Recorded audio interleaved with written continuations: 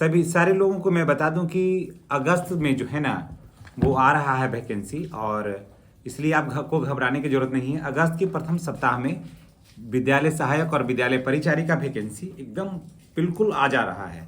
इसलिए आप तैयारी करने में कहीं कोई कोताही नहीं बरतिए, और तैयारी अगर आप किए हुए रहिएगा ना तो वैकेंसी चाहे 8 दिन आगे आए या वैकेंसी 8 दिन पीछे आए, कम से कम आपकी तैयारी है तो आपको कोई दिक्कत नहीं होगी। इसलिए आप तैयारी में बने रहिए, कारण कि आपको पता है कि बिहार में चुनाव है। बहुत सारे बच्चों ने कमेंट किया है कि क्या चुनाव से पहले ये हो जाएगा। तो सबसे पहले चलिए हम आपको आज कुछ कमेंट है उसी की तरफ हम पहले ले करके चलते हैं आपको, और ताकि हम जाने कि क्या समस्याएं हैं। एक भाई ने कमेंट किया है कि दिव्यांग के बारे में एमडी शाहिद हैं इकबाल, जिन्होंने कमेंट किया है कि दिव्यांग के बारे में बताएं कितना सीट है और एज लिमिट कितना है, परसेंटेज वाला अप्लाई कर सकता है कि नहीं, यानी कि कितना परसेंट वाला अप्लाई कर सकता है। तो मैं आपको बता दूं कि दिव्यांग के लिए अच्छी खासी सीट है, ठीक है ना। दिव्यांग के लिए कम से कम 5% जो सीट होता है वो रहता है। दिव्यांग हैं और भी जितने भी हैं उस तरह से उनके लिए सीट रहता है रिजर्व। तो इसलिए आप घबराएं नहीं, आप आवेदन करिए। और एज की जो बात है तो दिव्यांग का एज कम से कम भी तो 42 साल रहेगा, से ऊपर कम नहीं रहेगा। और उसके बाद है कि कितना परसेंटेज वाला अप्लाई करेगा, तो आप जान लीजिए कि परसेंटेज था उसमें कि आपको पहले तो इंटर पास होना चाहिए और आपके पास 50% मार्क्स इसमें होना चाहिए इंटर में, तभी आप इसमें आवेदन कर सकते हैं।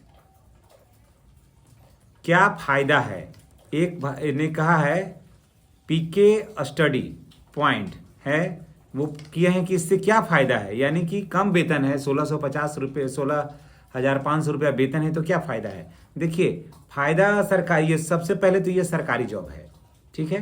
तो सरकारी जॉब है तो इसको नफ़ा नुकसान ऐसे करके नहीं देखिए कि पेमेंट क्या है।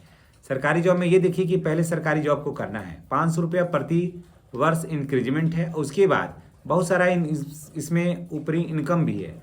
फिर एक बार जब लग जाएगी तो फिर उसके बाद इंक्रीजमेंट स्वाभाविक है कि सरकारी काम में कभी ऐसा भी होता है कि एक ही बार में दुगना हो जाता है। इस शिक्षकों को आप देख रहे हैं, शिक्षा सेवकों को देख रहे हैं, तो दुगना भी हो जाता है। इसलिए आप घबराएं नहीं। उसके बाद एक हैं राजन कुशवाहा कमेंट करते हैं कि हमको नहीं लगता है कि चुनाव के पहले हो पाएगा। बाबू चुनाव के पहले ही होगा, ये चुनाव के पहले ये वैकेंसी आ रही है, इसलिए आपको घबराने की जरूरत नहीं है। चुनाव के पहले ये होगा, इसलिए आप बिल्कुल तैयार रहें। 1 अगस्त से फॉर्म आ रहा है इसका, या यूं कहें कि सबसे बढ़िया कहना है कि अगस्त के प्रथम सप्ताह में ये फॉर्म आ रहा है, ठीक है। तो इसलिए आप घबराएं नहीं, आप तैयारी करिए, निश्चित रूप से सफलता आपको मिलेगी। आपको एक सीट से ना मतलब है, आपको एक सीट मिलेगी, जाइए, मेरा आशीर्वाद है, इसलिए आप तैयारी करिए। उसके बाद आगे है खुशबू कुशवाहा, जो हैं वो कमेंट किए हैं कि कंप्यूटर का सर्टिफिकेट नहीं है। तो बेटा मैं बता दूं कि कंप्यूटर का सर्टिफिकेट बाजार में जो है ना बहुत आसानी से उपलब्ध है। अगर आप 2,000-2,500 रुपया खर्च करिएगा तो आपको कंप्यूटर का सर्टिफिकेट मिल जाएगा कहीं भी, आपके किसी भी बाजार में जो भी कंप्यूटर सेंटर चला रहे हैं वहाँ।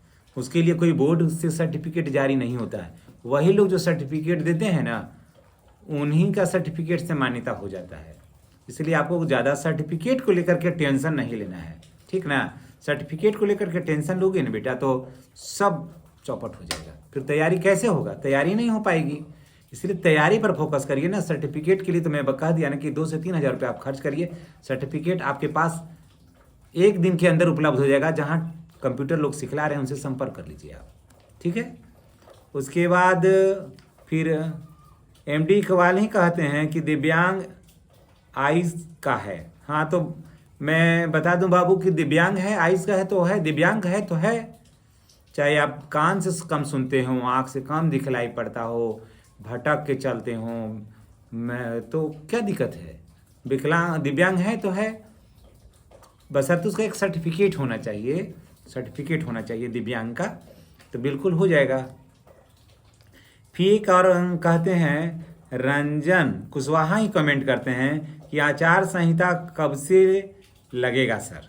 जी हाँ, ये काफ़ी चिंतित है कि ऐसा ना हो, बच्चा का बात हम दर्द हम समझ रहे हैं।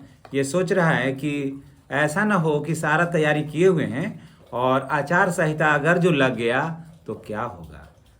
बाबू, आचार संहिता के बारे में भी आप लोग पूरा सुन लीजिए। तब मैं आपके लिए बता देता हूं कि बिहार विधानसभा का चुनाव अक्टूबर नवंबर में होने का संभावना है, यानी कि वर्तमान जो कार्य अवधि है वो 22 नवंबर 2025 को समाप्त हो जा रही है। जो ठीक है, तो 22 नवंबर 2025 से पहले सारा कुछ हो जाना चाहिए, यानी कि 22 नवंबर या 23 नवंबर को सरकार का गठन हो जाना चाहिए। नहीं तो नीतीश कुमार के कलम में वो ताकत नहीं रहेगी, वो अब स्वतः समाप्त हो जाती है।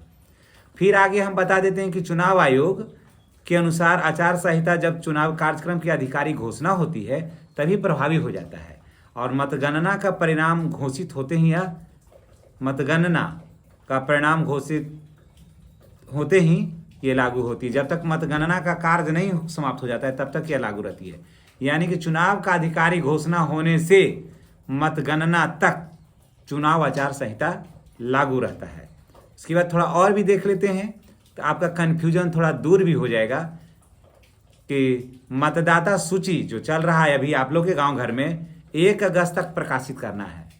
ठीक है, 1 अगस्त तक मतदाता सूची प्रकाशित करना है। उसके बाद अंतिम मतदाता सूची जो है 30 सितंबर 2025 को प्रकाशित करना है।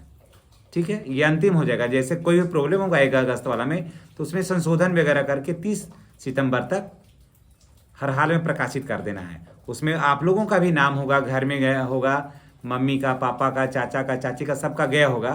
तो देखिएगा अभी सुधार का कार्यक्रम चल रहा है। इसकी 1 सप्ताह के अंदर, जब 30 सितंबर के बाद 1 सप्ताह के अंदर चुनावी कार्यक्रम, निर्वाचन की तारीख, नामांकन, मतदान, चरण, परिणाम की तिथि अधिकृत रूप से जारी किया जाता है। तो यानी कि पहली या दूसरी सप्ताह अक्टूबर में, ठीक है, तो अक्टूबर में जारी होगा। एकदम देख लीजिएगा, आप याद करिए, मेरे वीडियो को आप रखिए कहीं पर शेयर करके।